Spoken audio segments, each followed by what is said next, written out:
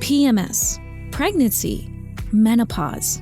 Each stage of womanhood has its unique challenges. That's why Highlands Naturals' new women's multivitamins are formulated with essential daily nutrients, plus targeted support for your life stage. Facing PMS? There's a Highlands Multi for that. Navigating pregnancy and morning sickness? That too. In the throes of menopause, our formula is here to support you through hot flashes and skin changes. Gone are the days of juggling multiple supplements or guessing what you might need.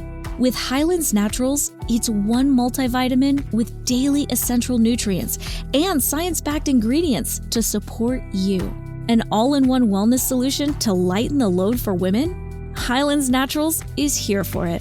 Find your multi at Amazon or Highlands.com. That's HYLANDS.com. Highlands Naturals. We're here for it.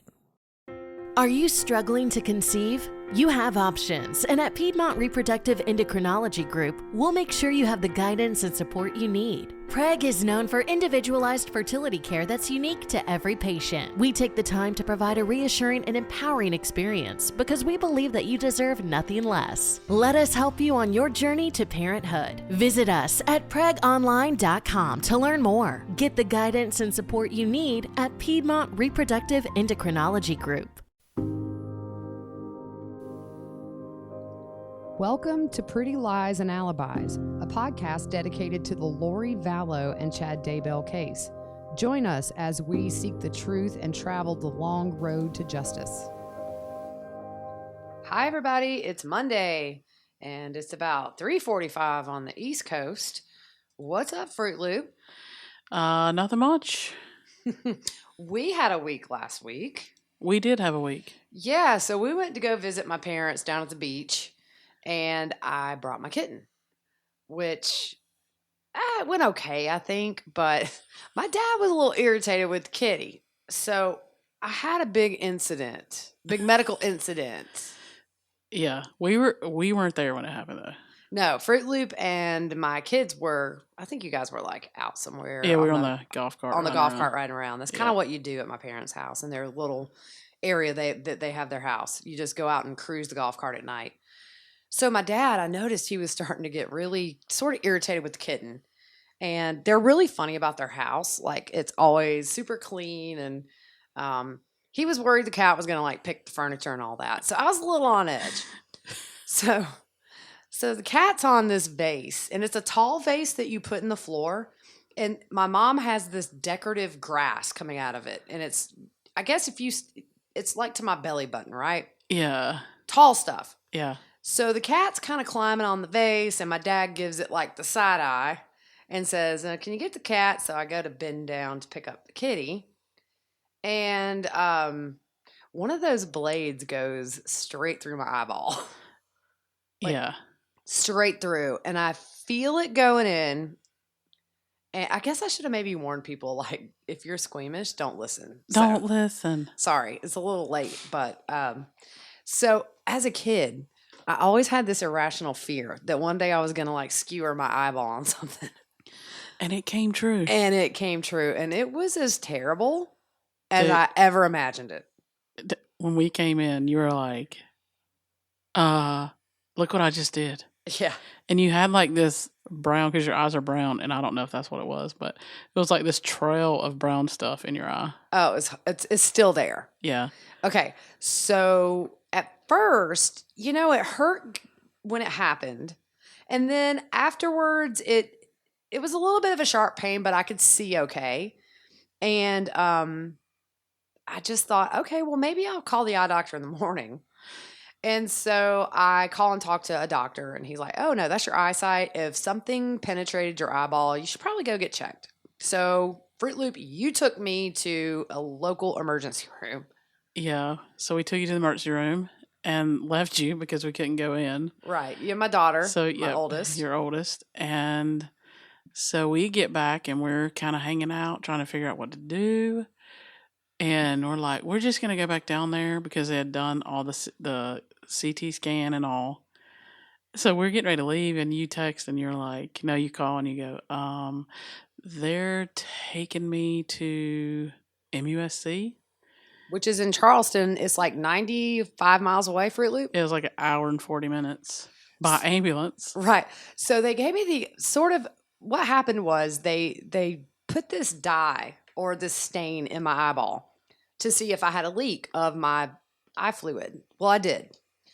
So she said, well, a family member could drive you, but the specialist down there wanted it to be wanted me delivered in an ambulance and as quickly as possible, because if you guys had brought me, I would have to check in, wait to be seen, to where ambulance, they roll you right in and the doctor's there waiting. So I load up in an ambulance and now at this point I'd had morphine. And I'm going to tell you guys, I've been around her when she's had it before with her, what was it you had? Like 50 knee surgeries. Yeah, and stuff. And she doesn't do well. No, I get a little bit wild. Not like mean, but I get brave and I get mouthy too. But I lose inhibition.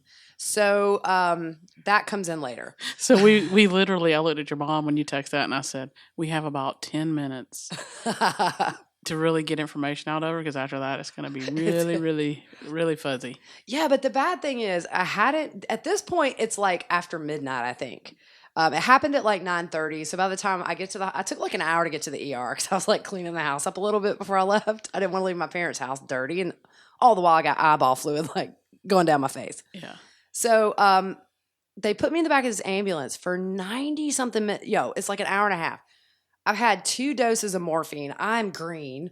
I'm just ready to blow chunks in the back of this ambulance and I get there. So ultimately, I have what they call a ruptured globe. So that means that I ruptured my eyeball. And they were going to do surgery that night, but the main chief of staff, he had all of his people out of bed in the middle of the night because they don't see this very often. A ruptured globe is kind of I guess it's a hard thing to achieve, and I achieved it with ease. I've always said I'm going to die in such a stupid way.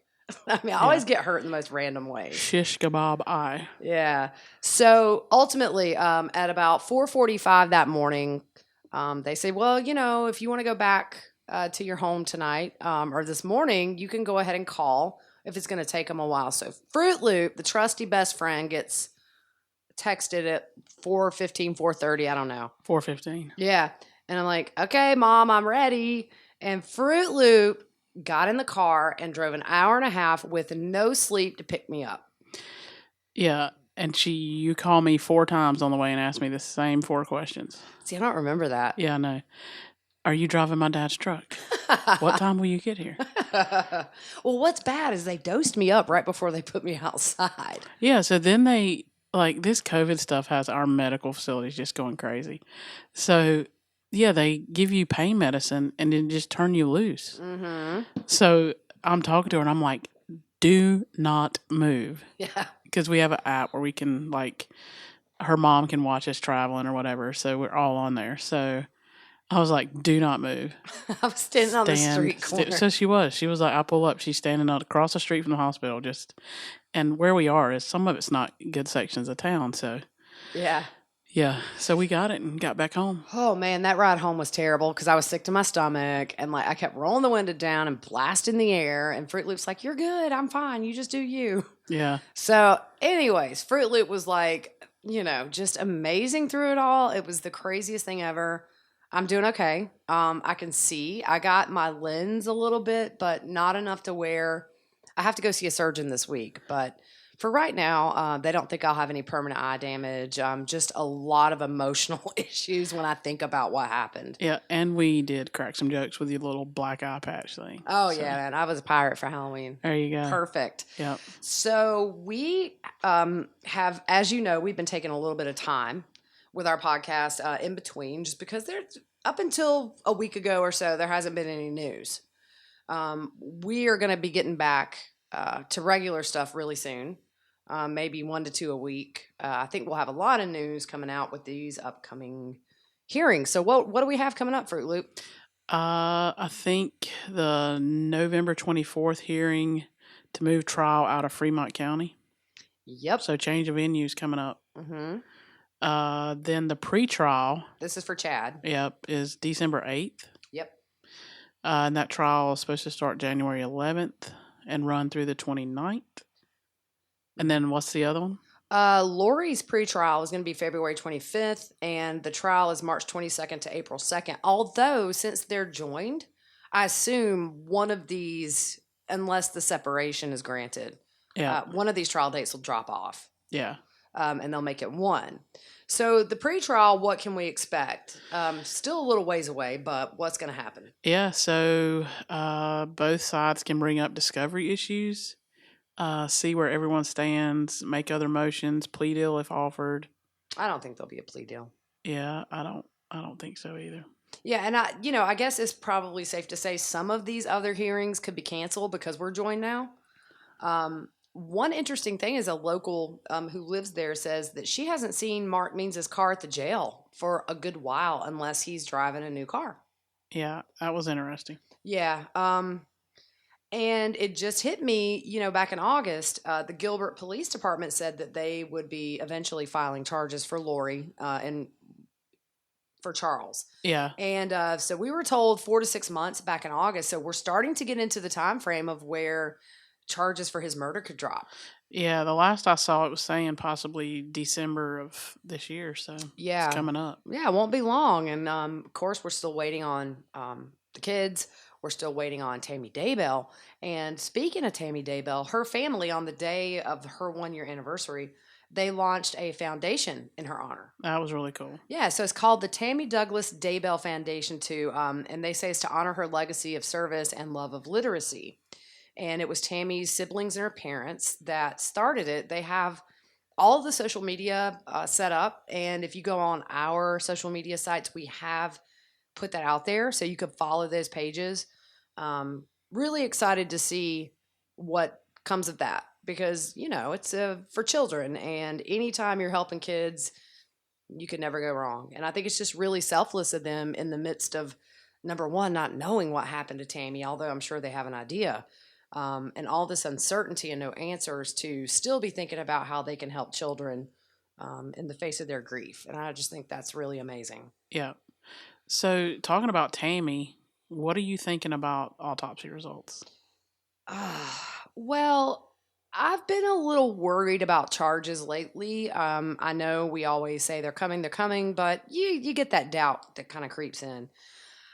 It was sent to the Attorney General a while back, but I always go back to what Nate said on Nancy Grace months ago, which was he had been told even if the autopsy came back as inconclusive, there may be enough evidence in a digital sense to charge them. So I don't know what they're waiting on at this point. I think a lot of people are nervous that maybe there's just not enough to nail down charges, but conspiracy is different. You don't have to prove who killed the kids. Yeah. So I still think it's coming. I mean, we've got this pretrial on December 8th. So I sort of feel like if they're going to file conspiracy charges, it would have to be before this pretrial. Yeah. If they keep that date in stone. Now that if they, delay it, then and these hearings get delayed nonstop. Yeah, there was one just recently. It had been 6 years. Yeah, I mean, if you follow trials and you're used to it, dates just are kind of there.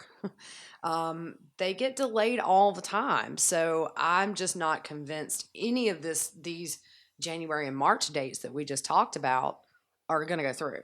It's just going to depend on so much. Yeah. So you brought up an interesting thing about divorce. Yeah, I mean, I was just sort of thinking, and we're going to talk about the joinder in a little bit because that's been the main hearing that happened last week. And I was just sort of wondering if the joinder had been granted or if they had agreed a joinder was about it. If the judge said, no, they don't have to have a joinder, would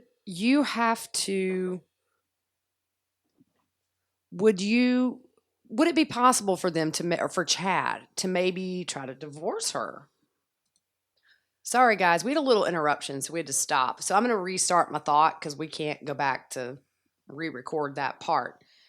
So My thought is if the judge had said that they did not have to be joined, I'm just convinced if it hasn't happened, and I've said this before, they have to separate at some point, and they're going to have to turn against each other if they have a big chance at a defense individually.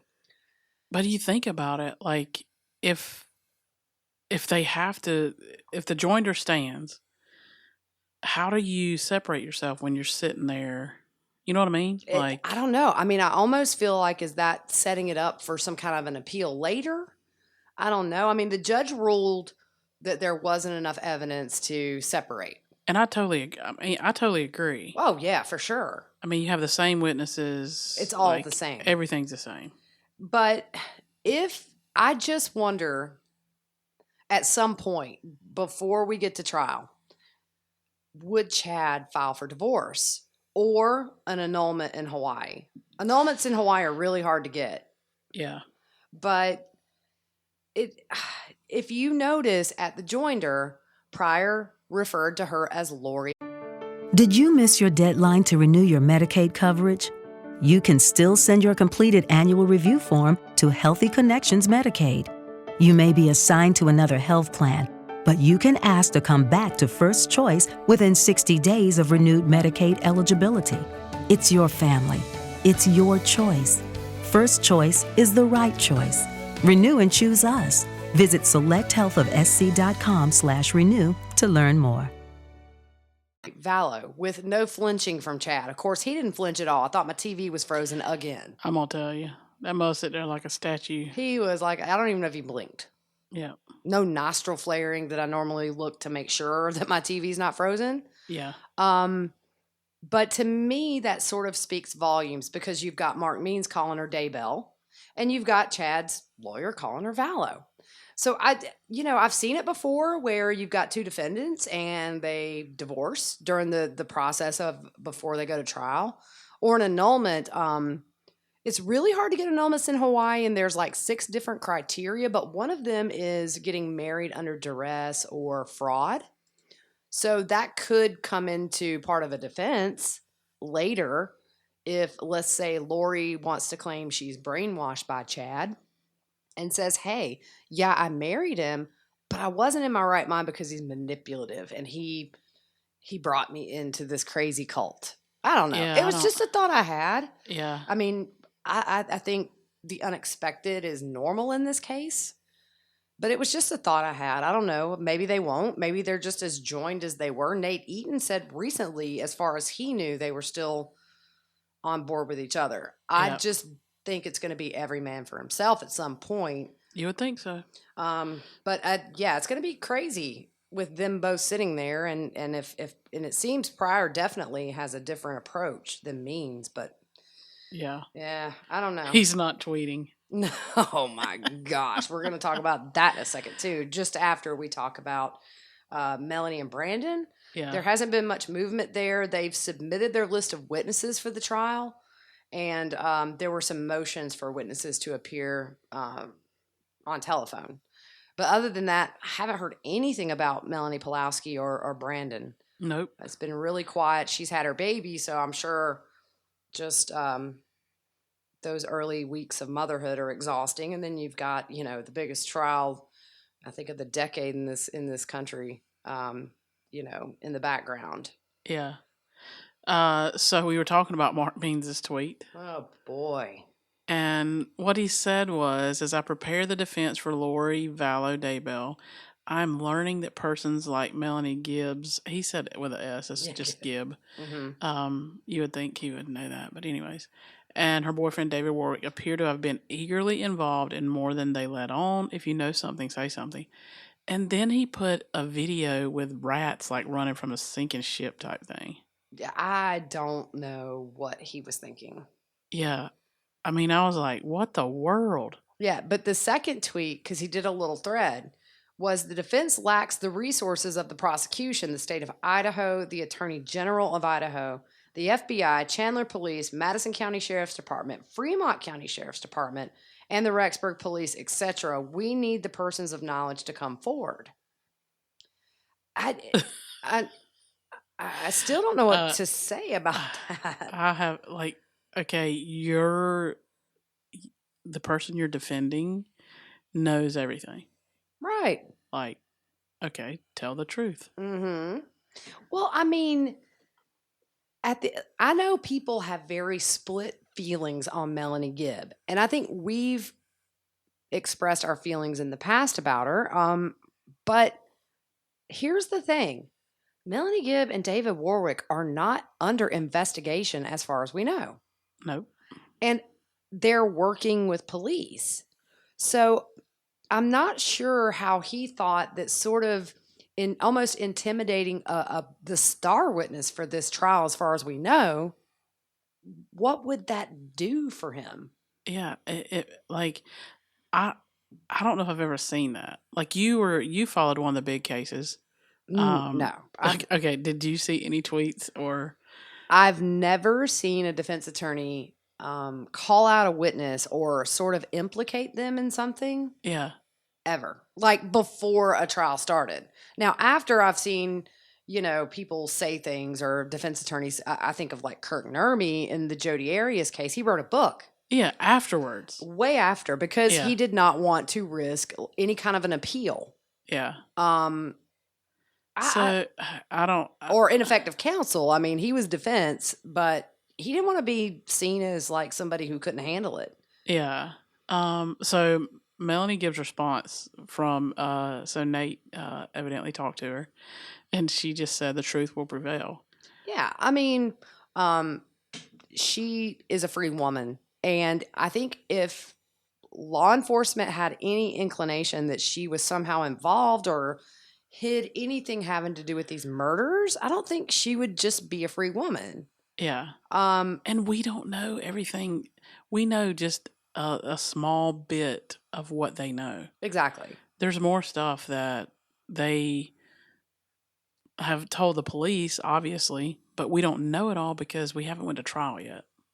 Yeah. So Right. yeah. And then I kind of thought, is it a situation where maybe that those tweets were sort of a scare tactic to get Melanie Gibbs' attention?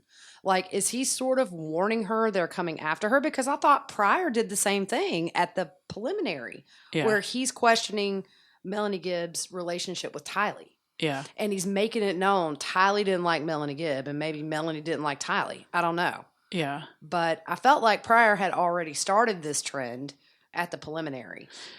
Okay, so one of the that you gave up talking to Melanie Gibb when you waived, The preliminary. the preliminary. Exactly. Like, why are you saying all this stuff when you could have talked to her? You could have questioned her on the stand. Right. And I think at the end of the day, it comes down to the fact that it's Lori's call. I mean, if Lori doesn't want to go to the preliminary and it's not required by law, then Mark Means has to do what she wants. I mean, she employs him as far as we know. I mean, I think the money's got to be gone at this point. But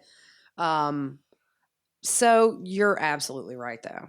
Yeah. I mean, he could have said, "Look, Lori, I mean, we're trying to keep you out of prison for decades, maybe the rest of your life. We need to do this preliminary. I need to see what she knows." Yeah. So why put it in a tweet? Yeah. Is he trying to sort of set off an ineffective counsel argument? Or, some people theorize maybe he's just trying to get booted from the case. I mean, I don't see how there's any money left. I don't think that her family would be bankrolling her defense at this point.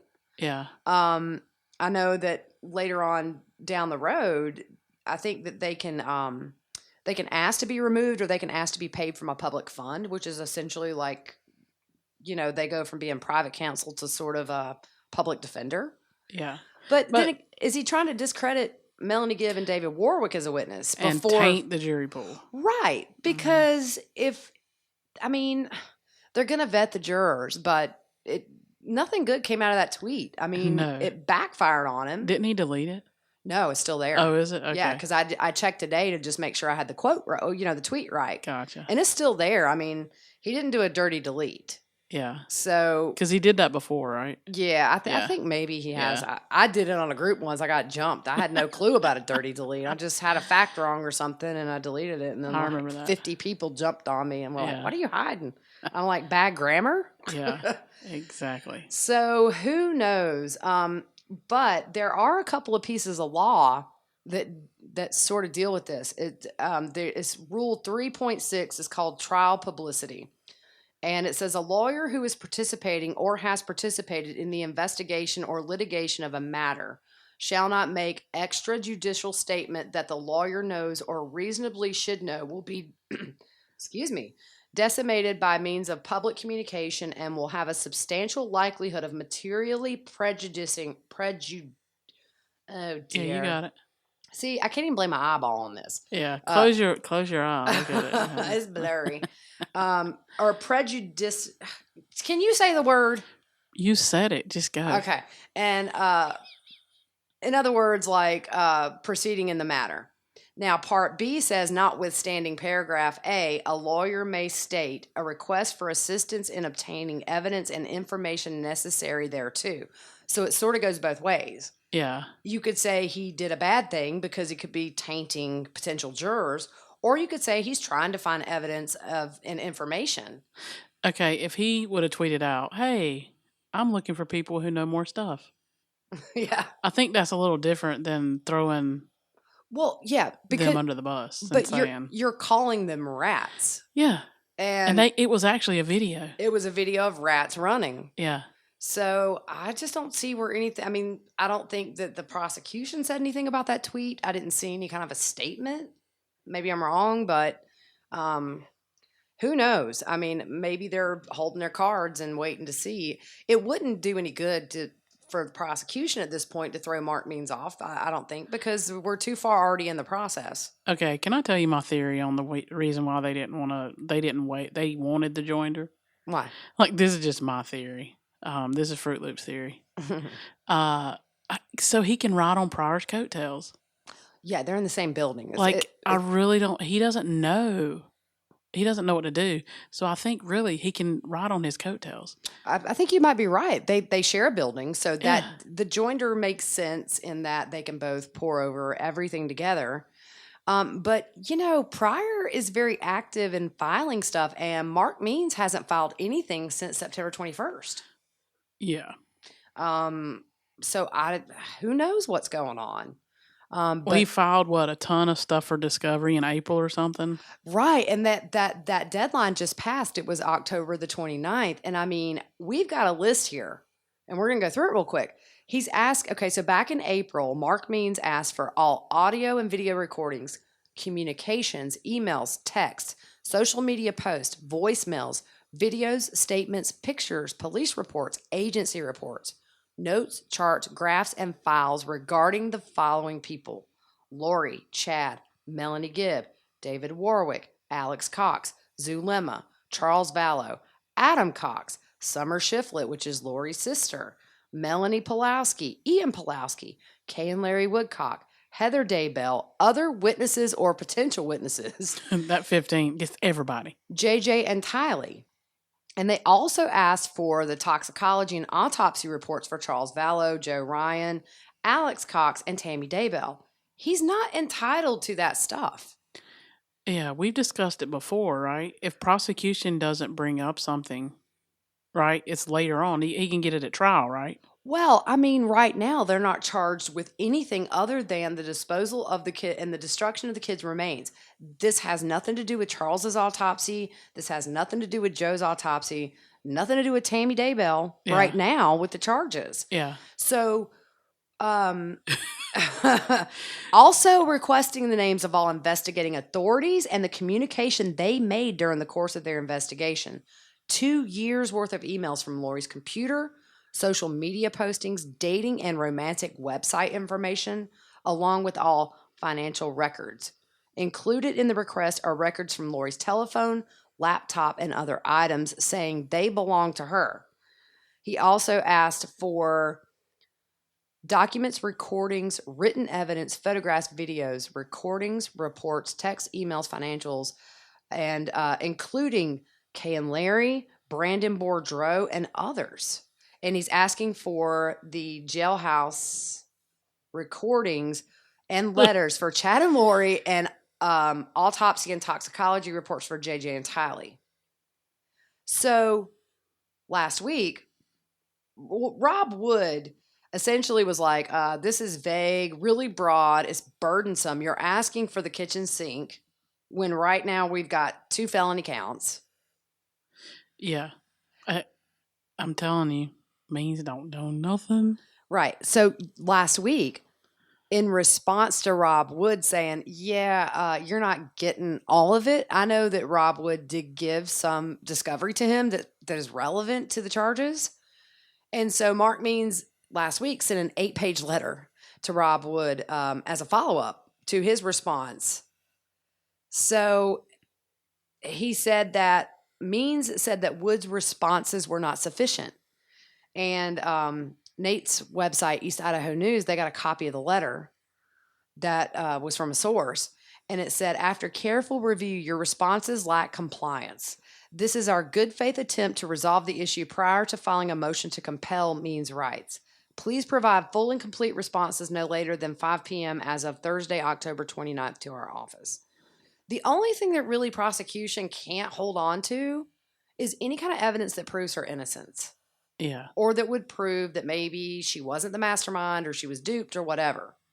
Judy was boring. Hello. Then Judy discovered ChumbaCasino.com. It's my little escape. Now Judy's the life of the party. Oh, baby, mama's bringing home the bacon. Whoa, take it easy, Judy. The Chumba life is for everybody. So go to ChumbaCasino.com and play over 100 casino-style games. Join today and play for free for your chance to redeem some serious prizes. ChumbaCasino.com. No purchase necessary. Void where prohibited by law. 18 plus terms and conditions apply. See website for details. Okay, round 2. Name something that's not boring. A laundry? Ooh, a book club. Computer solitaire, huh? Ah, sorry, we were looking for Chumba Casino. That's right, ChumbaCasino.com has over 100 casino-style games. Join today and play for free for your chance to redeem some serious prizes. ChumbaCasino.com. No purchase necessary. Void where prohibited by law. 18 plus terms and conditions apply. See website for details. Yeah, we talked about it before when at Chad's preliminary. Wood was very careful what he brought to the table. Oh, yeah. And I mean, Means is asking for everything but the kitchen sink. Right. And the thing is this, we all know that it's at some point, all of this discovery will be relevant because we anticipate charges for all that stuff. Yeah. And then that's when you ask for the toxicology and the autopsy reports. There's no reason to have Tammy Daybell's autopsy when you're just now facing charges for destruction of evidence, which are their bodies. Yeah. So I think maybe Means knows the gravity of all these different potential charges. And so he's trying to get a leg up because in some way they kind of weave themselves into the kids' charges. But that's not how law works. Yeah. You don't just get everything they have because it might help your client. It's got to be relevant. Yeah. And we know, like Wood said in there were texts between Lori and Chad with the same plan with the kids, et cetera, et cetera. Mm-hmm.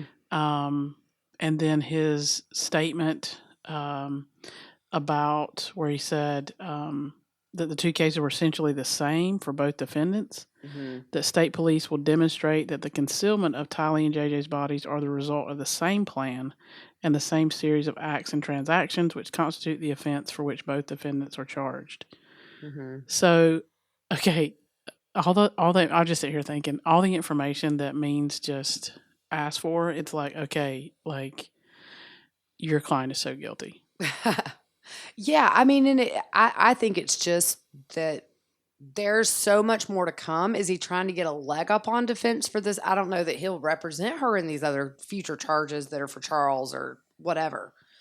Okay, I don't mean to interrupt you here. No, go ahead. But the show Bull on TV, I watch that. My mom loves it, so I watch it. So I'm thinking, I thought, like on there, the defense attorneys, they come up with, like, they research and find their own information. And I'm like, this dude's just sitting back saying, okay, I need all this. Mm-hmm. Like, right. Like, research something. Give it all. I mean, you can get a private investigator, and defense attorneys do that. Yeah. During the course of the kind of building the defense. So, I mean, if he wants to find out other stuff and it's not relevant at the moment, then maybe he should get a private investigator. Yeah. I think Means might be a little lazy. Well, and I think too, you don't know what Lori's telling him. I'm sure it's not the full truth. So he's got to Yeah. fill in the gaps himself. And this is the most high profile client he will ever have in his career. Yeah. It's one of the biggest high profile clients in the country right now, maybe even in the world. Yeah. So he's not a criminal defense attorney. Mm-mm. So is that sort of what we're seeing now? Is just that that incompetence of not knowing. I mean, because Pryor I don't like Pryor. You guys know that. Like it just, I just want to throat punch somebody when I hear him talk because he's so pretentious. Yeah. But at the same time, I mean, Pryor is doing what he needs to do the best he can for Chad. He's active. He's filing the motions. He's making decent arguments. I mean, they're good enough.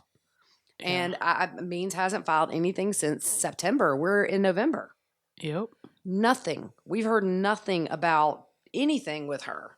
Crickets. Nothing at all. And I bet you he's just doing video conferences with her.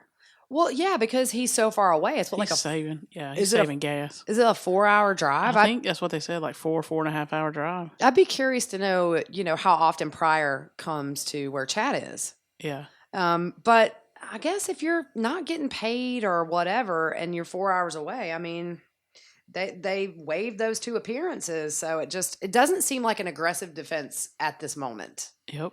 It seems very kind of just sit back and then just sling mud on Twitter. And that's not going to fare well for his defense of Lori. Yeah, I was waiting on the judge to say something about that. Yeah, I mean, I'm surprised that there wasn't something filed, and I don't know how it goes. Maybe it fell under the B part of that law we just talked about. Yep. Where he's just genuinely seeking out more information. I just think he's barking up the wrong tree. I mean, if prosecution had given us any indication that Melanie Gibb and David Warwick were under any sort of suspicion, but they haven't. Yeah. And it just seems like you go after maybe it would make more sense to me if he said Melanie Pulowski as opposed to Melanie Gibb. Yeah. Melanie didn't live in the same city with her. Yep. And Melanie Pulowski lived right beside him. Yep. So who knows what's up with that? I'm still curious about charges for Melanie with Brandon's attempted shooting. I mean, I know she was a person of interest. It's just we need charges, y'all. My brain just short circuits now. I'm like, I don't know what to think. You short circuit and you stab yourself in the eye. I know. Yeah. I mean, I think I might have went in my brain a little bit. Yeah. Been a little fuzzy lately. Yeah. So the Joinder. Yep. So they're now co-defendants. Mm-hmm. So that being denied, that was big for prosecution. It was huge. Huge. So what do you think? I mean, individually, they'd do better. If they had said, yeah, you don't have to be joined, it would benefit the both of them because then they could establish pretty much their own separate defense that could be polar opposite from each other. Yeah. So at this point now, you kind of got to get on the same page with your defense. And if Chad wants to claim that, he knew nothing, even though the kids were on his property and all that stuff. And he texts saying right, yeah. he shot the raccoon. Yeah. But for Lori, and I've seen some talking heads say that she's in a better position right now in a defense, theory that they weren't on her property, obviously. And could she just claim, hey, they told me they were fine? Maybe, but I think it's bad for them. Yeah. To have the Joinder because you're going to have the facts laid out there. Well, too, you got to think about you're going to have the jury sitting there. Mm-hmm. They're going to see them sitting together. Right. So we talked before about the jury finding one guilty and one not. Doesn't happen a lot. Yeah, but that could also be the basis for an appeal. True. Because if you're talking about the same crime, the same facts, and one jury sees it one way and the other one sees it the other, then to me it seems like you could appeal that. Yeah.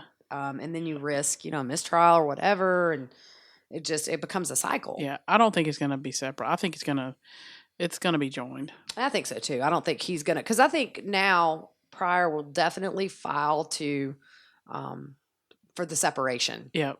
And but that's where we will start to see defense because he will have to put up facts as to why Chad's defense is radically different from Lori's. Because that's the only way you're going to get a judge to consider separating those cases. Yeah. And we thought he may show a little bit of that at the hearing, but he didn't. No, and he brought up some recent Supreme Court ruling that I don't think was very relevant to Chad and Lori. Yeah, it was weird. Mm-hmm. It was Nava, and it was a guy who sexually assaulted 2 different girls on 2 different days. So I didn't see how that was relevant to any of that. Yeah, because even though it was separate crimes, it's probably the same set of facts. Yeah. So and then it's only one defendant and not 2. Yep. So he was asking for a separate trial for the charges, and Pryor is asking for a separate trial for 2 defendants. Yeah. Very different.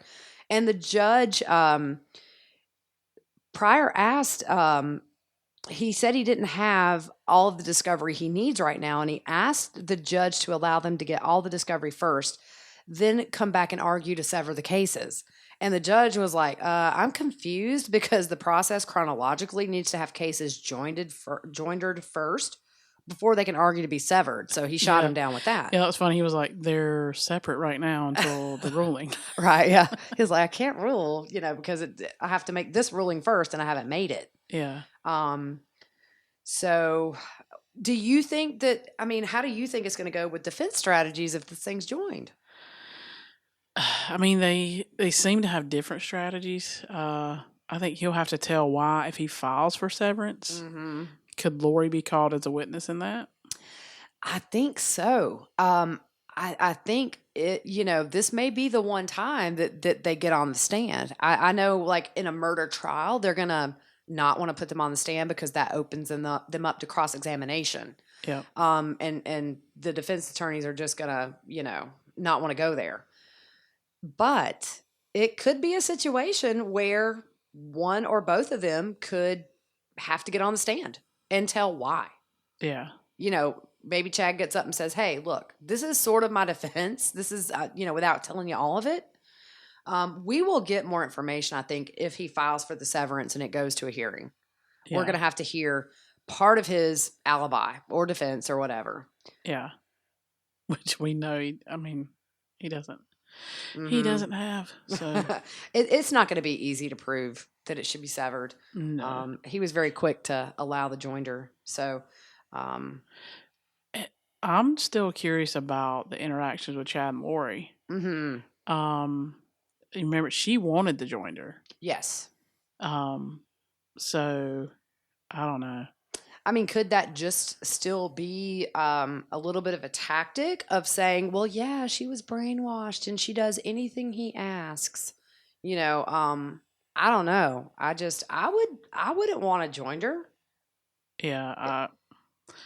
I wonder if it would have been different if they both objected. But she was okay with it. Still, it's the law. It's still the same thing, Yeah, if there's not a gaping hole in that, I just don't see that a judge is going to do it because, again, you go back to, 2 separate judges, 2 separate juries, families got to travel for 2 trials, witnesses have to testify twice. You get into, they're going to pick apart testimony and find anything that's slightly different, and then it's going to be, you know what I'm saying? It's just, it makes no sense. Yeah. And then, like what we talked about, you're going to have a hard time finding a jury for 1 trial. Oh, yeah, for sure. As big as this case is. You're going to have to put the case on Mars if you don't want anybody to have no knowledge. There's water there. No, I'm just kidding. Didn't they say there was water there? I think that little robot, didn't they find water or something? I don't know. I don't know. So anyways, so we're just wondering, when is the blame game going to start? I don't care what anybody says. The way Pryor has approached the Vallow situation, versus Lori Daybell, I think it's already happened.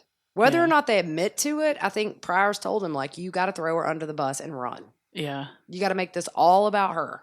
Yep. And I don't know about means. I would say if he's smart, he's going to say, hey, we got to save you. So we got to put it all on him. See, I think Chad will be the first one to throw her under the bus. That's my thought. If it happens. I don't know, dude. I just think that, like, if you look at her history, she's very quick to turn on anybody who's been a partner of hers when things go south. Yeah, but this is like, It's just different, I think. I don't know. For the first time, it's different. Maybe. Yeah. So. But Ted Rowland, he really thought that the facts are different between the two. He thought that that the joinder, or at least Lori could say, hey, they told me everything was fine. They took the kids. They're good. But then again, I thought her actions before and after her kids were found just doesn't support ignorance. No. Or her trusting in Chad and Alex to say the kids are fine. No. And here's my thing. If you're claiming to be this, whatever she claimed to be, the leader, gatherer. She was the niece of Jesus. Exactly. Like, if you're, trying to be this holier than thou person, why did you have to lie 593 billion times? It's true. Yeah. But, people cherry pick all the time and say, I can do this, but, I'm going to stick to the scripture here, but I can deviate here, and they justify it. Yeah. I guess maybe her being an exalted being, she can bend the rules. Yeah. Who knows? I don't know. So what did Julie Grant say? She didn't think that they've really given statements that would point fingers yet, because she kind of felt like we would have heard about it by now. Yeah. And then one thing I forgot to say, Ashley Banfield on Court TV said that she thinks that Melanie Gibb will be a very credible witness to a jury. She thought she would be convincing, and, she made a mistake by lying to the police, but she recorded the call, came clean. They're going to portray Melanie Gibb as somebody who was just sort of in the cult and caught up in it. And the minute that she kind of got brought back to the reality, she cooperated. Yeah. And Ashley didn't think that it would be something that a jury would dismiss her testimony as unreliable. She thought she would be a witness that the jury listened to.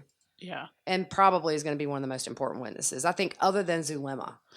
Yeah, we're still interested in seeing how that one plays out. She hasn't said nothing. No. So it just leads me to believe. I mean, she was married to Alex. She was there when he was on the floor. She knows stuff.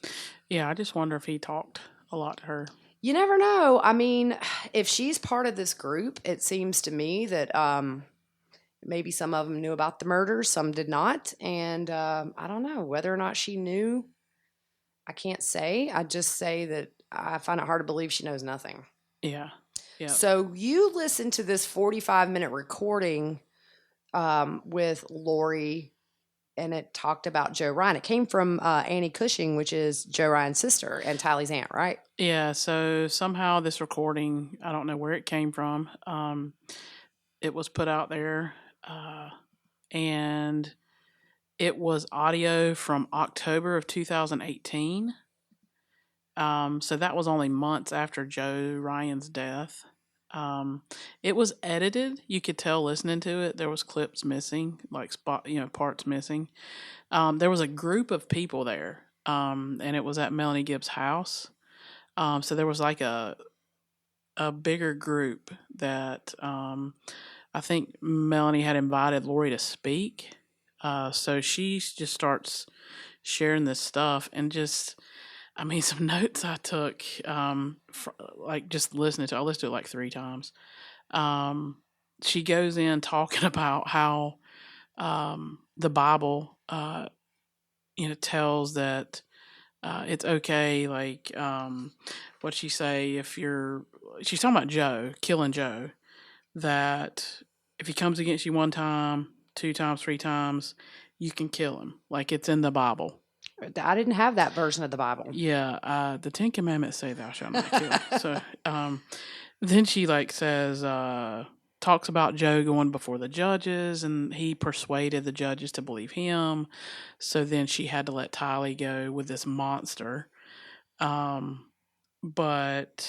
she says, I didn't have a murderous heart. And I'm like, what the world? Oh, gosh. So she just says she never, she talks about things that Joe did. Like, she says, he raped my kids and, all this stuff. And we talked about that before. That was never proven. But she's talking about this in this group with these group of people. Yeah, and not only was it not proven, the stuff in the custody papers essentially called her out on coaching her kids. Yes. Yeah. And, we've always said we don't doubt victims of abuse. No. But the professionals in this case did not find a reason to even like take Tylee away from Joe. Yeah. So just want to put that out there too. Yeah. So she's saying all this stuff, she's telling these people, she's sharing her testimony, and all. And so she goes through and says that she wanted to kill him, like to make the pain stop. She wanted to kill him. So one thing I found interesting was she didn't mention the outcome. So at this point in this group meeting, he's already deceased. But she didn't mention that he was deceased. Oh, wow. So that was a little weird. I don't know, could that have been because it would make her look a little bit guilty that she had said those things? Yeah. I've always said Joe was her first victim. Yeah. So it's just weird. Like she says she goes to her bishop. So in the LDS religion, every 2 years you have to get a temple recommend. And so she says she goes to the bishop and she literally tells him, this is what she says, that she's either going to kill somebody or she's going to get a temple recommend. So I'm like, what? So from what we've seen, that's not how that works. You basically go in and they will ask you questions based on your own honesty and feelings. Like you answer the questions that they ask. So she was just very nonchalant. Like she said it and kind of laughed. So I really don't think that's how that played out. Yeah. But so it was just her voice. Like, I don't know. You can see how she can manipulate people. Well, yeah. I mean, if you look at her past and look at like Charles Vallow, I don't necessarily blame Charles Vallow for standing by her when all of this was in court, because you're going to believe your spouse. You're going to believe, if you came to me and said, this child that we know has been raped by this person, I mean, I hate to just assume that they're guilty, but I would have no reason to doubt you either. Yeah. And especially when you're talking about a husband and a wife. Yeah. And if the kids are sort of echoing, if they've been coached to say this happened, why would you doubt it? Exactly. So that would go with anybody in her circle that was told this very elaborate story to. Yeah. And the other thing about the bishop deal, if that was, and we don't know who the bishop was that she went to and supposedly said, I'm either going to kill my ex-husband or give me a temple recommend. If this was Gay Bonilla, to me, it's kind of a little bit of a game changer with him. If it was him, we don't know if it's him, so it's not verified. But if you remember, he's the one who heard Lori telling Charles that she was going to kill him. Yeah. So, but didn't he sort of downplay it to police though? He did. Yeah, I've always wondered about that. Like, why would he, if Charles is his friend and his allegiance is there? Yeah. Why would he downplay it? Yeah. But so if that was Gabe, that's the second time he's heard her say that. Yeah. That would be a little, a little bit of a red flag. Yeah. She makes some statements and says, someone wise spoke to me and told me to go to the temple. This was before she, I guess, asked for the temple recommend or whatever. Mm-hmm. And I'm wondering, was that Chad? That's a good theory. Because we know they were talking on AVOW. Mm-hmm. That they were sending messages on AVOW. So I wonder if that's the one who, told her to go. Yeah. She makes some statements talking about she hates to fight. And I just think back of the divorce proceedings and the stuff prior to, then, of her enjoying being in the courtroom and fighting and stuff like that. So just some crazy statements she made. She was talking about her kids, and she was talking about kids in general. So a lady in the meeting commented about her kid or something, being in jail or something, I think. And so Lori said, they're here to do their own missions and we shouldn't interfere with that. And I'm thinking, what? Yeah. Like, how do you go? This is October of 2018. Mm-hmm. And then we know what happened in 2019. Right. Less than a year later, you know, we can reasonably say you knew your kids were murdered. Yeah. And she says, talking about leaving Tylee, having to take Tylee to Joseph Ryan's house, her sweet little baby girl taking her to this monster. And I'm thinking, what? And then she comments about some stuff like when JJ was little, he wouldn't sleep. And she just makes this whole thing up. It was just sickening, really. She made a comment about her confirmation on moving to Hawaii. And she said, I have to leave my baby and her babies. And I'm like, who are you talking about? Yeah, who's her babies? I have no clue on that one. I don't know if she misspoke. I don't know. But she did say Satan had been torturing her entire life. So it was strange. It was, Zulema was on there. Yeah, you told me, and I briefly you could hear. Yeah. She asked a question, and they recognized her and said, Zulema, you know, whatever question she had, it was something I don't even remember, but she was there in that meeting. So it was just, I don't know, it was weird. Like you could feel Lori was in control, and I know Melanie invited her there, but it was almost she was in control. She had the attention. Yeah, she enjoyed the attention. And I mean, there was a group of people there. Well, yeah, she loves attention. Just look at the Miss Texas pageant. Yeah. That you pay $500 to be in for people to clap when you walk across the stage. Yeah, exactly. So, yeah, she held court, and that's her thing. Yeah. So, I don't know. It was just a little bit odd. Yeah. And I did research a little bit. Some of the LDS people were commenting on this video, and some of them did say that some of the stuff she said was LDS doctrine, but then she would take it and tell lies after it. So it wasn't all true. Right. So like we said before, you can't base what she's saying. No. You can't compare it to the LDS church because we know how far off. Yeah. And she's going to bend anything to fit her narrative. Yeah. You know, and and to her, it's probably fine. It's justified. It seems like she justifies a lot of stuff that she does that's just totally off the charts crazy. But that's what crazy people do. They will convince themselves it's okay. And you have to understand a lot of those people are just, they're like-minded people. Yeah. And I will say, she keeps saying she's a mother of 5 kids. And it's almost everything she says. You know, I've been through this in my life. I've been through these divorces. I'm raising an autistic kid. You know, all these things to get people to almost feel sorry for her. Well, she's projecting this noble woman to where if everything that we've seen, she didn't treat Charles's sons like her children. I mean, you don't treat your children the way she treated those boys or her kids. Yeah. You know, but that's what people like her do that are narcissistic. They're justified in the bad stuff they've had to do because, you know, that's how they work. Yeah, exactly. So, yeah. So I summed it up for you. Well, that's cool. I didn't get to listen. I've just been, you know, dealing with stuff. So I have spent a few hours today catching up. It's been a few weeks since I really have taken a dive into anything having to do with this case. Yeah. And we're definitely going to be picking up more soon. We've got to get our YouTube fixed. It's just, we're having some issues with it, and hopefully we'll have that back up and running soon.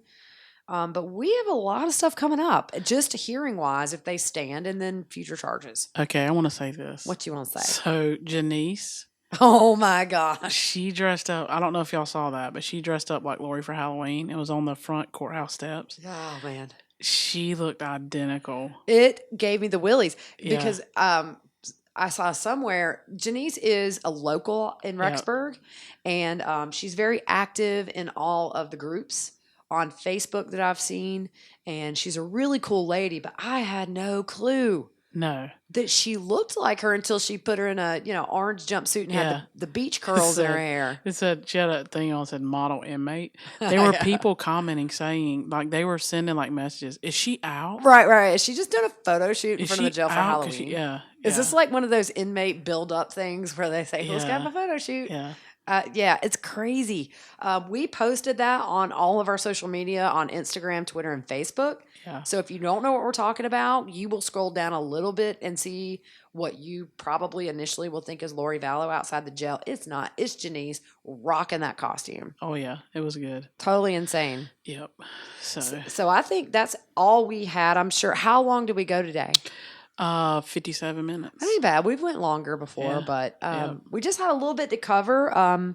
We may try to do one by the end of the weekend, maybe a short one. We'll see what happens, if anything new comes up or whatever. But man, there's just a lot of crazy stuff going on every time we come on here.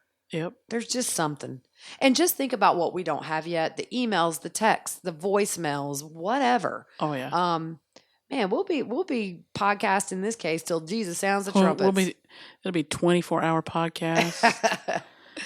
You're 24-hour. Yeah. Lori Then I can Vallow say everybody they'll say, "Oh, quit commenting how long you took our time up." It'll be like, "We just took the whole day up discussing this case," and yeah. Yeah, there's so much more to come, guys, and I just hope that maybe all at once we see charges, or they just drop them, like, blip, blip, blip, blip, and then we got like this huge case. Yeah. That's just all separate, but all together in a way. Yep. We will see what happens. If anything new comes up, we'll tweet about it first, put it on Facebook, and then we'll hop on here. Yep. So y'all have a good evening. Judy was boring. Hello. Then Judy discovered ChumbaCasino.com. It's my little escape. Now Judy's the life of the party. Oh, baby, mama's bringing home the bacon. Whoa, take it easy, Judy. The Chumba life is for everybody. So go to ChumbaCasino.com and play over 100 casino-style games. Join today and play for free for your chance to redeem some serious prizes. ChumbaCasino.com. No purchase necessary. Void where prohibited by law. 18 plus terms and conditions apply. See website for details. Wells Fargo presents one of the surest ways to grow your money. A Wells Fargo CD account, where you can earn a 5.00% annual percentage yield on an 11-month term with a minimum opening deposit of $5,000. Visit a Wells Fargo branch or wellsfargo.com/CD rates to open a CD account and start growing your savings with us. Wells Fargo Bank, N.A., member FDIC.